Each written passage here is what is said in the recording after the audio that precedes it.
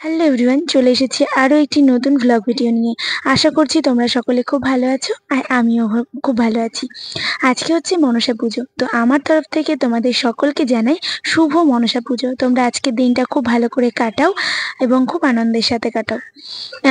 এই মনসা পুজোটা ঠিক লক্ষ্মী পুজোর মতো সবার ঘরে ঘরে হয় হয়তো। আম, সবারই বাস্তবিকতাতে সবাই মনসা পুজো করে। তো আমিও সেই মনসা পুজো করার জন্য প্রস্তুত নিচ্ছিলাম। তো সকালবেলায় ঘুম থেকে উঠে আগে আজকে আমার ফার্স্ট কাজ ছিল উঠোনটাকে আগে লেপে নেওয়া।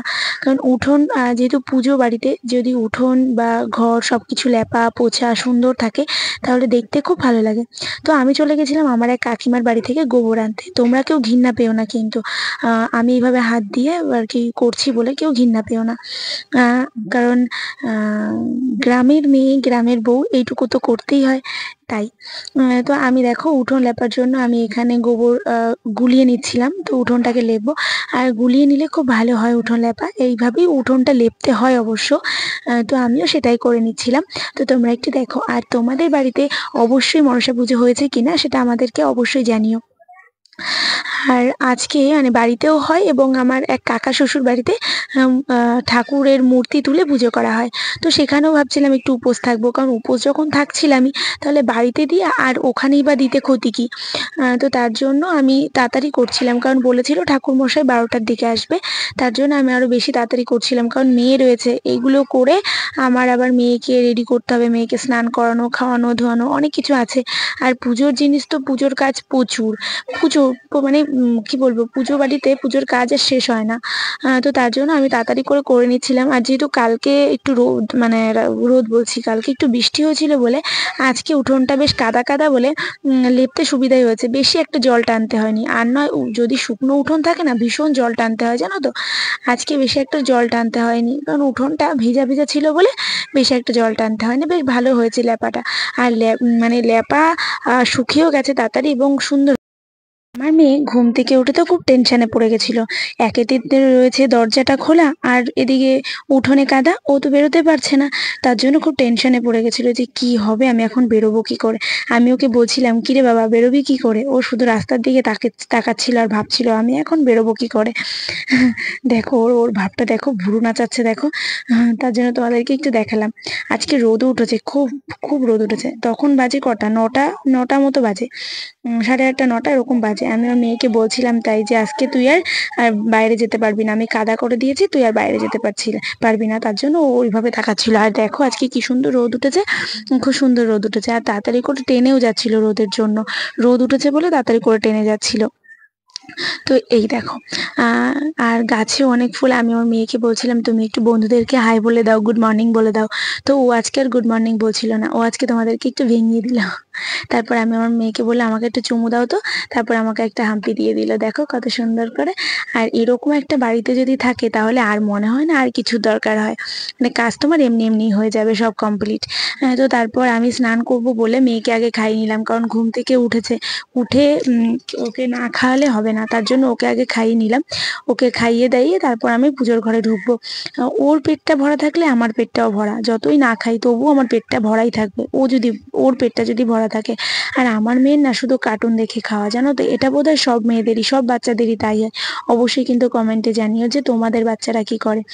আমার সোনা তো কার্টুন না দেখে এক গালও মুখে নেয় না।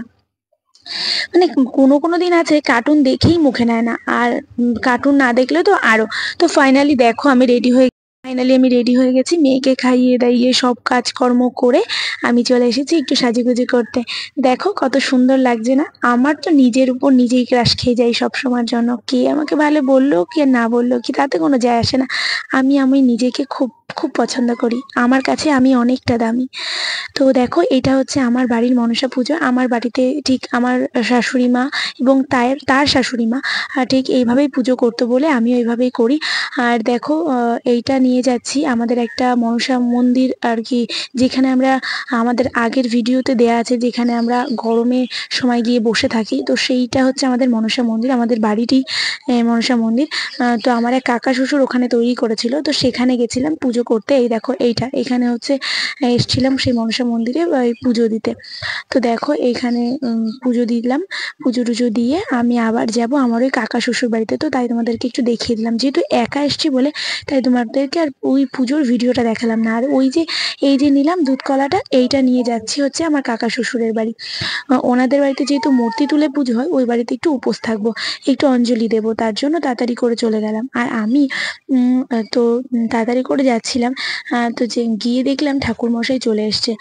তার জন্য তাড়াহুড়ো করছিলাম, কারণ আমি বাড়ি থেকে শুনতে পেয়েছিলাম ঠাকুরমশাই চলে এসছে। একবার বলছিল যে ঠাকুরমশাই চলে এসছে, তাড়াতাড়ি চলে এসো তোমরা।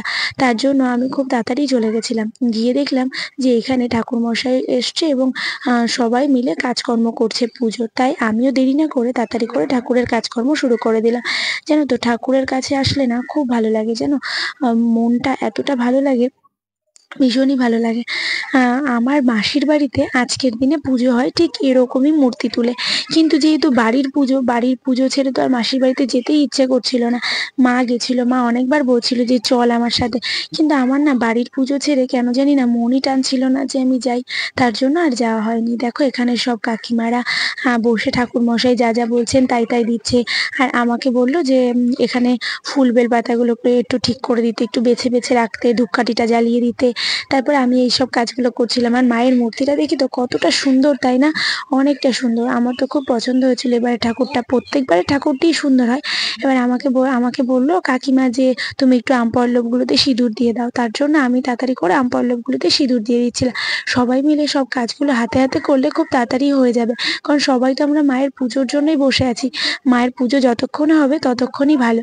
তো তার জন্য আমরা বসেছিলাম। আর এই যে এখানে এখন মায়ের পুজো শুরু হয়ে গেছে। আমি পুজোর কোনো মানে আমি যে পুজো করছি সেরকম কোনো ভিডিও করিনি। দেখো ঠাকুরমশাই পুজো করছে তো সেটারই ভিডিও করলাম।